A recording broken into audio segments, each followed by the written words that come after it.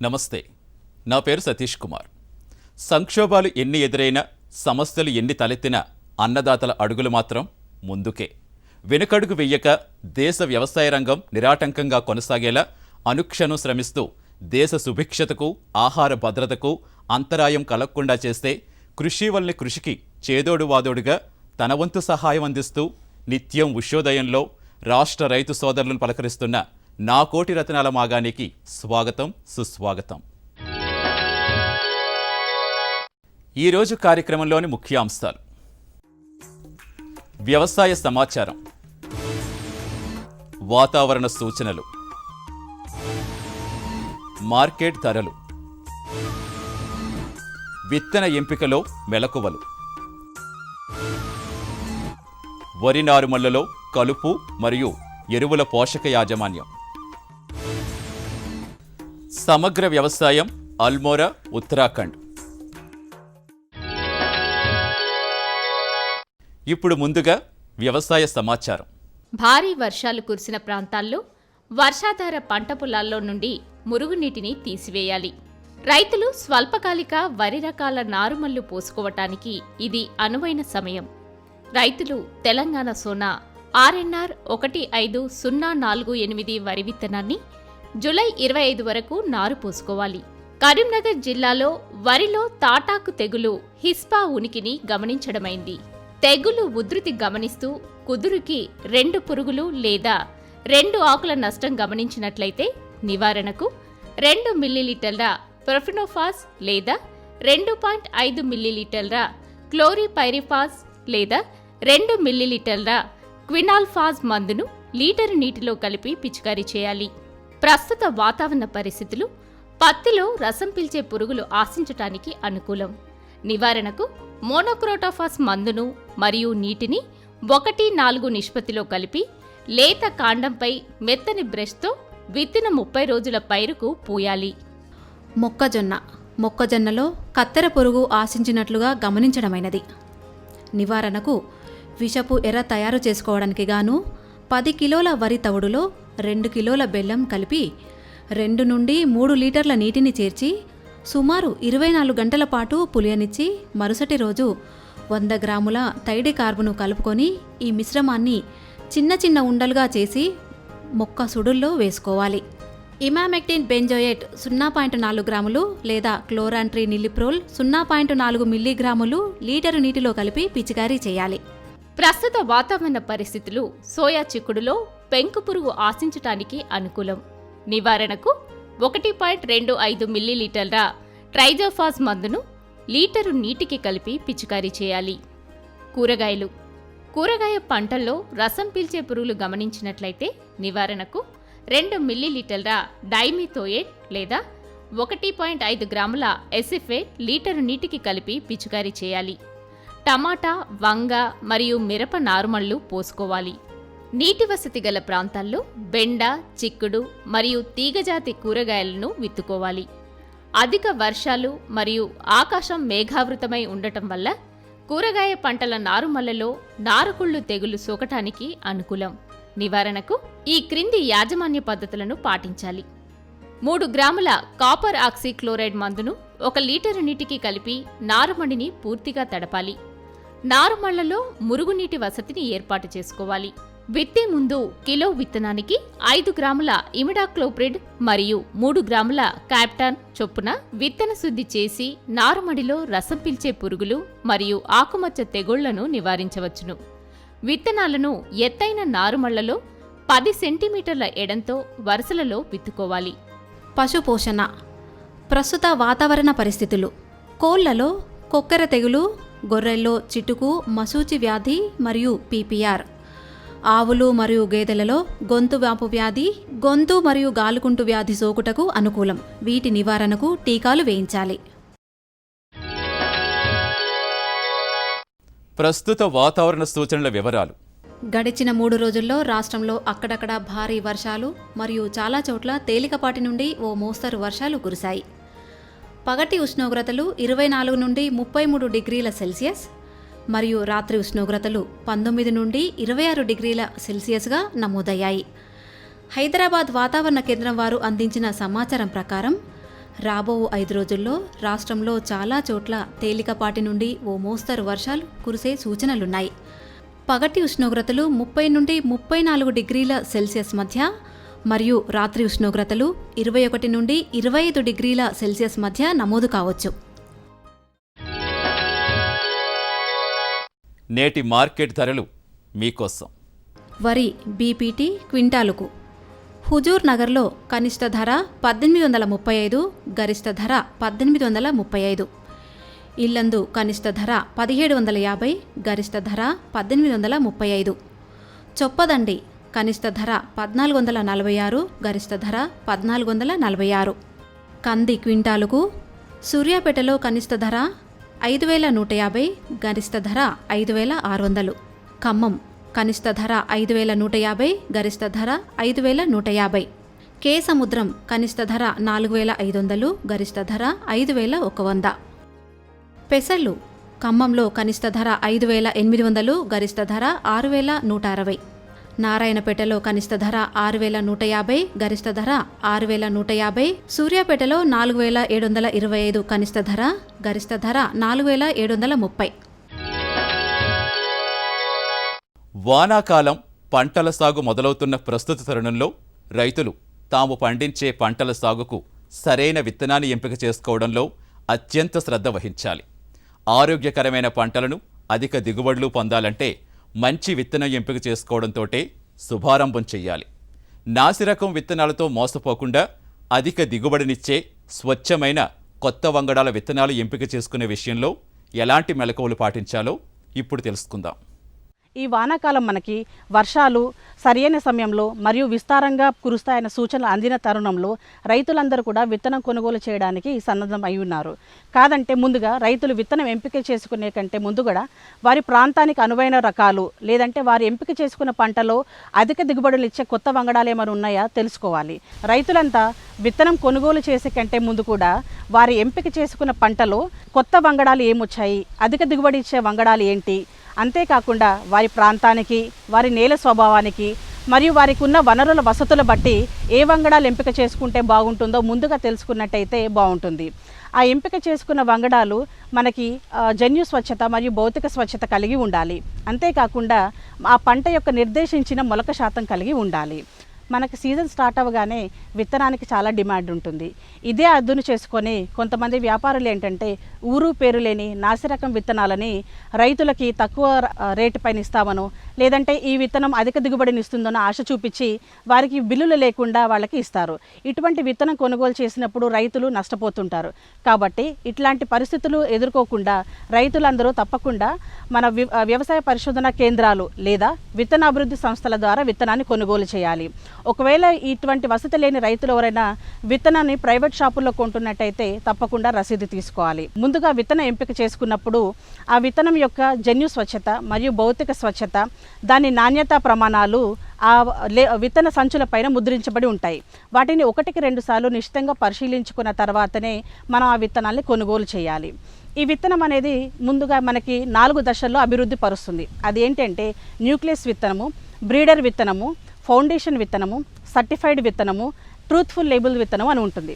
Nucleus విత్తనం అంటే ఇది మొదటి దశ విత్తనం అనమాట. ఈ విత్తనంని ప్రజననకారుడు అంటే ఆ విత్తనం రూపొందించిన పరిశోధనా కేంద్రంలోనే లేదా విత్తనం రూపొందించిన సంస్థల్లోనే అది కొద్దిపాటి మోతాదులో ప్రజననకారు పర్యవేక్షణలోనే రూపొందించబడుతుంది. ఈ విత్తనానికి 100% జన్యు స్వచ్ఛత మరియు 100% భౌతిక స్వచ్ఛత కలిగి ఉంటుంది. ఈ విత్తనం నుంచి మనకి తరువాతి దశ అయినటువంటి బ్రీడర్ విత్తనం అంటాం. అంటే దీన్ని మూల విత్తనం అని కూడా అంటాము. ఈ న్యూక్లియస్ విత్తనం నుంచి ఈ మూల విత్తనాన్ని అభివృద్ధి పరుస్తారు. బ్రీడర్ విత్తనాన్ని మనకి విత్తన అభివృద్ధి సంస్థలు కానీ లేదంటే పరిశోధనా సంస్థల్లో కానీ నిపుణుల పర్యవేక్షణలో అధిక మొత్తంలో దీన్ని తయారు చేయబడి ఉంటుంది. ఈ విత్తనానికి మనకి పసుపు రంగు ట్యాగ్ అంటే ఎల్లో లేబుల్ జతపరిచి ఉంటుంది. తర్వాత దశ అయినటువంటి ఫౌండేషన్ విత్తనాన్ని ఈ మూల విత్తనం నుంచి అభివృద్ధి పరుస్తారు. ఈ ఫౌండేషన్ విత్తనాన్ని అభివృద్ధి సంస్థలు అంటే విత్తన అభివృద్ధి సంస్థలు లేదా మనకి తర్ఫీదు పొందిన రైతుల పొలాల్లో ఈ విత్తనాన్ని చేస్తుంటాము. ఈ విత్తనానికి మనకి తెలుపు రంగు ట్యాగ్ జతపరిచి ఉంటుంది. అలాగే తర్వాత దశ అంటే మనకి ధృవీకరించిన విత్తనం అంటే సర్టిఫైడ్ సీడ్ మనకి ఈ ఫౌండేషన్ విత్తనం దగ్గర నుంచి తీస్తామన్నమాట.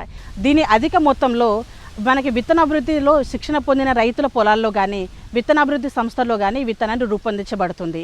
ఈ విత్తనాన్ని అధిక మొత్తంలో రూపొందిస్తాం కాబట్టి ఈ పంట కాలంలో కూడా మనకి నిపుణులు 1 నుంచి 4 సార్లు పర్యవేక్షణ చేసి ఆ విత్తనాన్ని మనకి సరిపడు అంటేనే దానికి ధృవీకరించి ఆ విత్తనాన్ని తీసుకుంటాము. ఈ విత్తనానికి మనకి తెలుపు రంగు ట్యాగ్ని జతపరుస్తారు. ఈ 4 దశలు కాకుండా రైతులందరూ కూడా మనం ప్రైవేట్ షాపుల్లో కొన్నప్పుడు విరివిగా మనకి టీఎల్ సీడ్ అంటే ట్రూత్ఫుల్ లేబుల్ సీడ్ అని కూడా ఒకటి కనిపిస్తుంది. ఇదేంటంటే ఈ విత్తనానికి ఎటువంటి ధృవీకరణ ఉండదన్నమాట. అంటే ఆ విత్తనం చేసిన రైతు పూర్తి బాధ్యత వహిస్తూ లేదంటే ఆ విత్తన వ్యాపారి పూర్తి నైతిక బాధ్యత వహిస్తూ ఆ విత్తనాన్ని రైతులకు అమ్ముతుంటారు. ఆ విత్తనానికి మనకి ఆకుపచ్చ రంగు ట్యాగ్ జతపరిచి ఉంటుంది. రైతులు విత్తనాన్ని ఎంపిక చేసుకునేటప్పుడు వారు ఏ తరగతి విత్తనం తీసుకున్నారు లేదంటే ఆ విత్తనం నాణ్యతను ఆ విత్తనం రూపొందించిన పరిమితిని దానికి ఉన్న కాల పరిమితిని చూసుకొని ఆ విత్తనాన్ని వాడుకోవాలి. ఒకవేళ రైతులు కనుక పరిశోధనా కేంద్రాలు లేదంటే విత్తనాభివృద్ధి సంస్థలో మనకి ఫౌండేషన్ సీడ్ అంటే పునాది విత్తనము లేదంటే సర్టిఫైడ్ సీడ్ ధృవీకరణ విత్తనాన్ని కొనుగోలు చేసినట్టయితే వారు ఆ విత్తనాన్ని సుమారు 2 నుంచి 3 పంటల వరకు అదే విత్తనాన్ని వాడుకోవచ్చు. అటువంటి విత్తనంలో మనకి దిగుబడి ఎటువంటి మార్పు మరియు జన్యు స్వచ్ఛత ఎటువంటి లోపించకుండా అదే విత్తనాన్ని వాడుకోవచ్చు. ఒకవేళ రైతులు ఈ విత్తనం కాకుండా టీఎల్ సీడ్ అంటే ట్రూత్ఫుల్ లేబుల్ సీడ్ తీసుకున్నట్టయితే ఆ విత్తనాన్ని మళ్ళీ వేసుకోవడానికి పనికిరాదు. అంటే ప్రతి పంటకి మనం కొత్త విత్తనం కొనుగోలు చేయాల్సింది. ఒకవేళ అట్లాంటి విత్తనం కనుక వాడినట్టయితే దిగుబడులు గణనీయంగా తగ్గిపోయి రైతులు నష్టపోతారు. కాబట్టి రైతులు ఎంపిక చేసుకున్న పంట మరియు రకంని చూసుకొని ఆ మెలకులు పాటించినట్టయితే అధిక దిగుబడులు పొందగలరు. తెలంగాణ రాష్ట్రంలో సుమారు 45 లక్షల హెక్టార్ల విస్తీర్ణంలో వానాకాలంలో అత్యధికంగా సాగు చేయబోతున్న ఆహార ధాన్య పంట వరి. వరి సాగులో అధిక దిగుబడులు పొందాలంటే ముందు ఆరోగ్యకరమైన నారును పొందాలి. ఇందుకోసం నారుమళ్ల తయారీ విషయంలో తగిన జాగ్రత్తలు తీసుకోవాలి. అంతేకాకుండా నారుమళ్లకు సరైన ఎరువులు పోషకాలను అందించడంతో పాటు కలుపు యాజమాన్యం విషయంలో కూడా అత్యంత శ్రద్ధ వహించాలి. మరి ఆ వివరాలు ఇప్పుడు మీ ముందుకు. మన తెలంగాణ రాష్ట్రంలో వరి అనేది ముఖ్యమైన ఆహార పంట. దీనిలో ప్రస్తుత ఖరీఫ్ సీజన్ ఆసన్నమవుతున్న వేళ వరి సాగుకు సమాయత్తమవుతున్న రైతులు వరి నారుమడి యాజమాన్యంపై ప్రత్యేక శ్రద్ధ వహించాలి. దీనికై మనకు విత్తన కాల పరిమితిని అనుసరించి మనము విత్తనం సెలెక్ట్ చేసుకోవాలి. అంతేకాకుండా వాటి కాలపరిమితికి అనుగుణంగా మనకు దీర్ఘకాలిక విత్తనాలైతే జూన్ 20 వరకు, మధ్యకాలిక రకాలైతే జూలై 15 వరకు, స్వల్పకాలిక వరాలైతే జూలై 30 వరకు నారు పోసుకోవడానికి అనువైనది. ఒకవేళ మనకి అనుకోని పరిస్థితుల్లో లేట్ అయినప్పుడు అతి స్వల్పకాలిక రకాలను ఎంచుకొని ఆగస్టు మొదటి వారం వరకు మనము నారుమళ్ళు పోసుకోవచ్చు. మనము నారు వేసుకోవాలనుకునే నారుమడిని బాగా సేంద్రియ ఎరువులు, బాగా చివికిన పశువుల ఎరువు వేసి బాగా దమ్ము చేసుకోవాలి 1-2 సార్లు. అది మనము సమానంగా ఉండేటట్టు చేసుకోవాలి. అంతేకాకుండా రైతులు ముఖ్యంగా చేయవలసింది ఏంటంటే ఎత్తైన నారుమళ్ళు పోసుకోవడం అనేది చాలా అవసరము. ముందుగా మనము కాల్వలు లాంటివి ఏర్పరచుకొని ఎత్తైనవి పోసుకోవడం వల్ల నీళ్లు తీయడానికి పెట్టడానికి చాలా అనువుగా ఉంటుంది. ఇంకొకటి రైతులు చేయవలసింది ఏంటంటే విత్తన శుద్ధి అనేది తప్పకుండా ఆచరించాలి. మనము సెలెక్ట్ చేసుకున్న విత్తనానికి 1 లీటర్ నీటికి 1 గ్రాము కార్బండజీమ్ని విత్తన శుద్ధి చేసుకోవాలి. 24 గంటలు మనము నానబెట్టి 24 గంటలు మండకత్తిన విత్తనానికి మనకి చల్లుకోవడానికి అనువుగా ఉంటుంది. ఇలా విత్తన శుద్ధిని చేసుకోవడం వల్ల మనము దాదాపు 20 రోజుల వరకు పురుగు తెగుళ్ళు రాకుండా మన పంటని కాపాడుకోవచ్చు. 1 సెంటు నారుమడికి 5 కిలోల విత్తనాన్ని బాగా మంచిగా పల్చగా సమానంగా పడేట్టు చల్లుకోవాలి.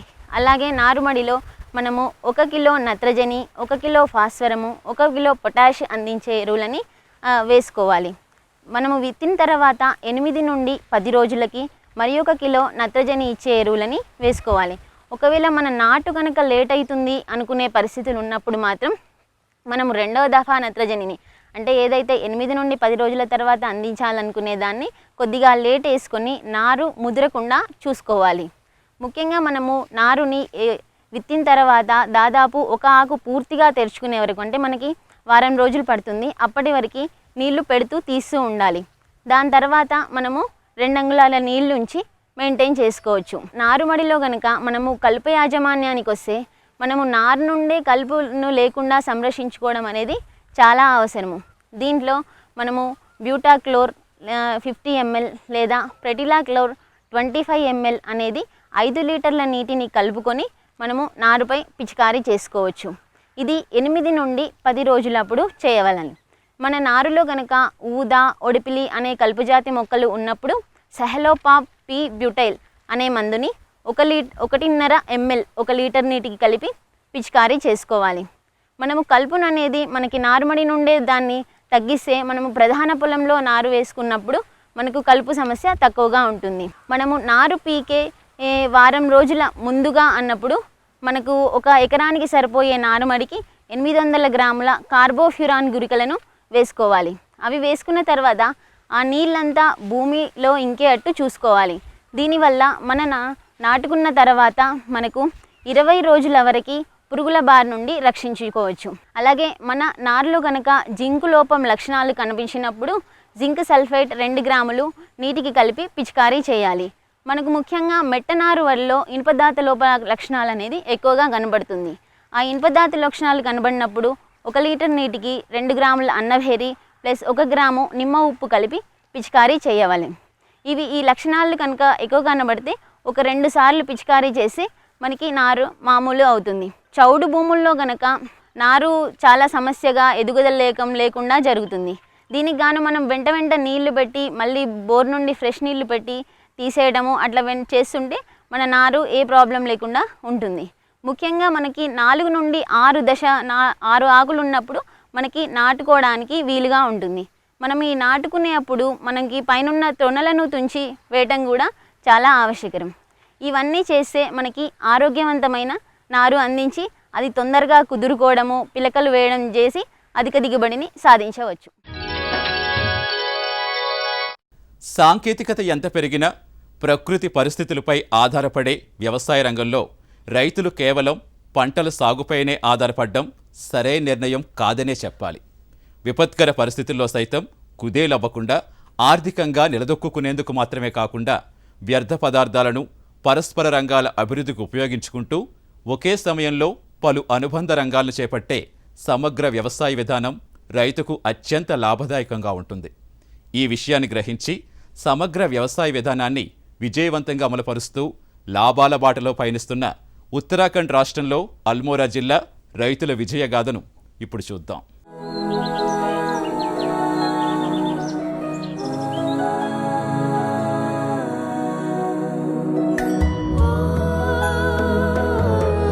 उत्तराखंड की वादियों में गुनगुनाते इस किसान के चेहरे की मुस्कान बता रही है कि इसकी धरती ने फसलों की धानी चुनर ओढ़ ली है। खेत ही क्यों, जिसके पोखर में मचलती मछलियां हों, क्यारियों में रंग और खुशबू का समा बांधते फूल हों, चहलकदमी करती मुर्गियां हों, पॉली हाउस में हरी भरी सब्जियां हों, फिर तो किसान मुस्कुराएगा ही। समृद्धि की इस सुनहरी तस्वीर को सच कर दिखाया है केंद्र सरकार की पहल राष्ट्रीय कृषि विकास योजना के एकीकृत कृषि मॉडल ने। एकीकृत कृषि यानी आधुनिक कृषि का एक ऐसा मॉडल जिसमें थोड़ी ही जमीन में खेती के साथ साथ इससे जुड़ी कई गतिविधियां एक साथ की जाती हैं।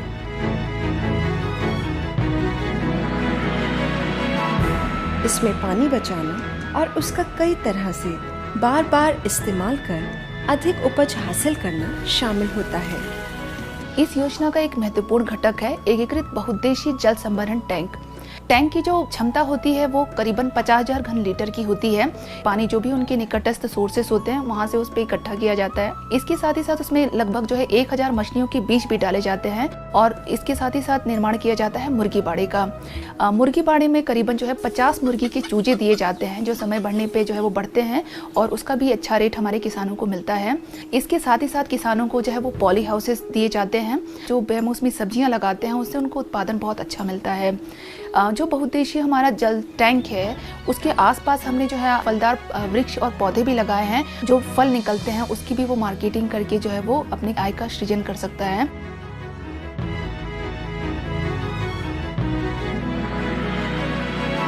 एकीकृत कृषि के इस कामयाब मॉडल से जुड़ने वाले एक प्रगतिशील किसान हैं अल्मोड़ा के प्रभाकर भाकुनी।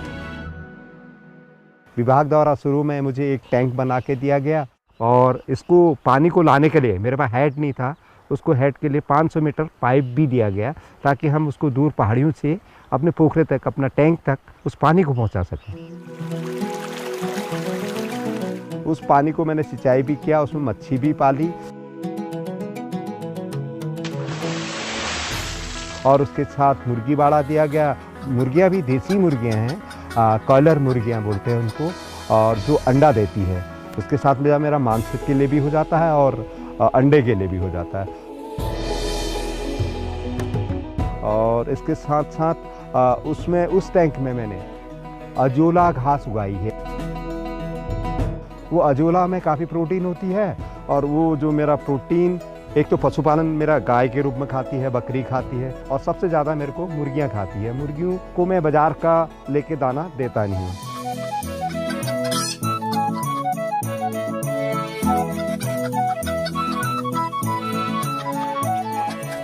मुर्गियों के चारा की पूर्ति करने के लिए मैंने अपने लाइट में लाइट टेप लगाया है। लाइट टेप का मतलब क्या है, बल्ब के नीचे एक बाल्टी लगा दी है और वो टकराता है टीन से, उसमें टकरा के पानी में नीचे गिर जाता कीड़ा।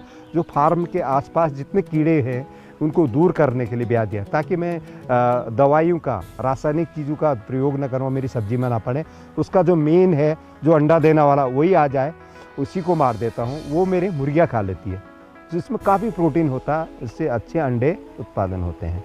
और उसकी जो बीट आती है वो मछलियाँ नीचे खाती है, जिससे मछली ग्रोथ बढ़ती है क्योंकि गर्म होता है।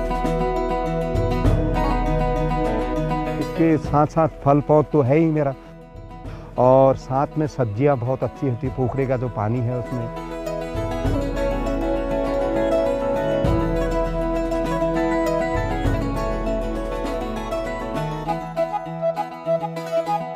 जंगली जानवरों का यहाँ पर बहुत ज़्यादा प्रभाव होता है। मैंने अपने चारों ओर की जो ज़मीन है उसके किनारे किनारे पे गुलाब का और कैमोमाइल की खेती कर रखी है ताकि जंगली जानवर उस खुशबू से अंदर ना आए और बाढ़ के रूप में भी वो काम करता है। उसमें कांटे बहुत होते हैं। गुलाब का गुलाब जल तैयार करता हूँ।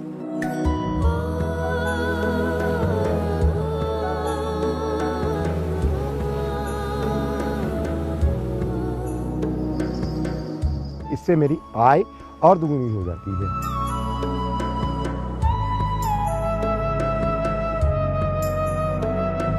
एकीकृत कृषि से जुड़ने वाली एक और बेमिसाल किसान है अल्मोड़ा की पुष्पा कांडपाल।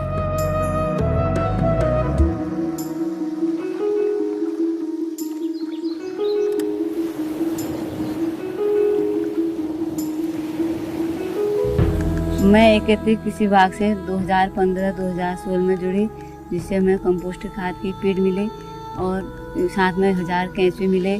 और मेरे पास गाय बछिया भैंस है जिसका गोबर हम इस फीड में डालते हैं। और फिर सर लोगों ने हमें बताया कि 90 दिन में कंपोस्ट खाद के रूप में तैयार हो जाता है। पॉली हाउस में सब्जियां, टमाटर, भिंडी, बैगन इत्यादि में जैविक खाद का प्रयोग लाते हैं, जो जिसमें बेमौसमी सब्जियों का उत्पादन अच्छा हो जाता है और बाजार में इसका दाम भी अच्छा मिल जाता है। इसकी योजना के तहत मेरे पास फलों के पेड़ पौधे भी हैं, जैसे केला है, संतरा है, नींबू है, माल्टा, जिससे इनकी बिक्री भी अच्छी हो जाती है।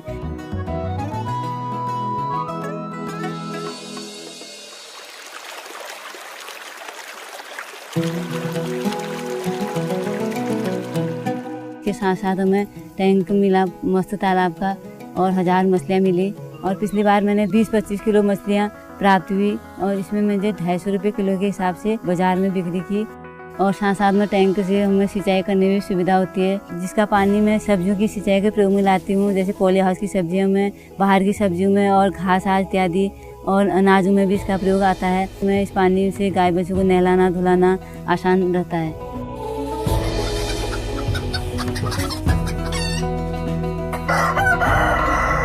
के साथ साथ हमें मुर्गी बाड़ा मिला, 50 के साथ चूजे मिले। मुर्गियों का उत्पादन भी अच्छा मिल जाता है और इसका लोकल रेट भी 500 रुपये के हिसाब से एक मुर्गी पर मंथ मिल जाती है।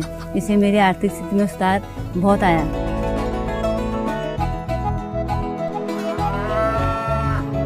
इस योजना के तहत मुझे नेपियर घास मिली, जो पानी की सिंचाई करके मैंने अपनी गाय बच्चियों को खिलाया, जिससे गाय बच्चियों के दूध में बढ़ोतरी हुई, गाय बच्चियों की ताकत और इनकी उर्वरक शक्ति भी बढ़ती है। कुदरती तरीके से उगाई ये फसलें ज्यादा पौष्टिक हैं और सेहतमंद भी। नई और कई तरह की खेती एक साथ करने वाले एकीकृत खेती के किसान उन्नति के बीज बोते हैं और उम्मीदों की फसल काटते हैं। मेरा ऑर्गेनिक फार्म होने के कारण मेरा दूध मेरे फार्म से निकल जाता है, अंडे यहीं से निकल जाते हैं, मछलियाँ यहीं से निकल जाती हैं, और फार्म में जो गेहूं और ये होता है, उसके साथ जो मैंने सघन फसलों का कर रखा है, उसमें मैं आसवन से गुलाब जल निकालता हूँ। गुलाब जल टूरिस्ट ले जाते हैं, कैमोमाइल चाय के लिए कैमोमाइल लेके जाते हैं। तो मेरा कुल मिला के देखा जाए तो 6 से 6.5 लाख रुपया सालाना आ जाता है। अब मुझे लगता है मेरा परिवार, मेरा आजीविका बहुत बेहतर चल रही है पहले से।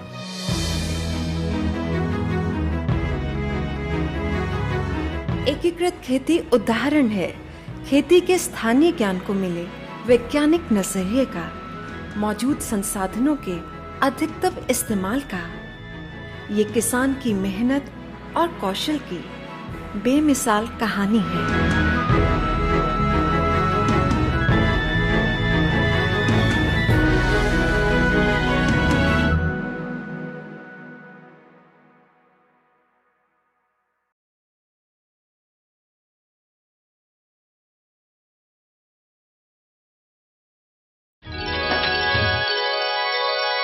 నా కోటి రత్నాల మాగాణి కార్యక్రమంపై మీ అమూల్యమైన సలహాలు సూచనలు మాకు తెలియచేయవలసిన మా చిరునామా నా కోటి రత్నాల మాగాణి, care of head of the programmes, Doordarshan కేంద్రం, రామంతపూర్, హైదరాబాద్ 500013. మా ఈమెయిల్ ఐడి nakotiratnalamagani@gmail.com. ఇది ఈనాటి నా కోటి రత్నాల మాగాణి కార్యక్రమం. మరో కార్యక్రమంలో మళ్ళీ కలుసుకుందాం. అంతవరకు సెలవు. నమస్తే.